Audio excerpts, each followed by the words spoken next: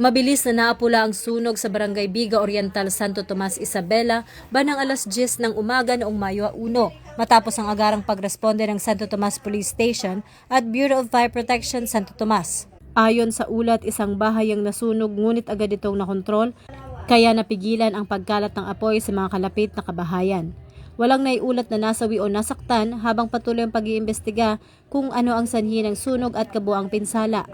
Naging posibleng mabilis sa pag-apula sa sunog dahil sa koordinasyon ng pulisya at BFP, gayon din sa pagtulong sa ligtas na paglikas ng mga residente. Ayon sa PNP, ang kanilang agarang pagtugon ay alinsunod sa kanilang mandato at pinalakas na kakayahan na nakatuon sa pakikipagtulungan sa iba pang ahensya para sa epektibong disaster response.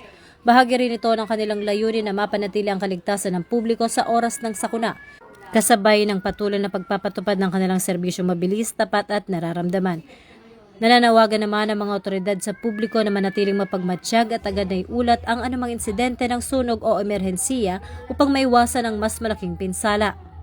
Binigyang diin din ang kahalagahan ng kooperasyon ng komunidad upang mas mapabilis ang pagtugon ng mga kinauukulan at mapanatili ang kaligtasan ng bawat isa.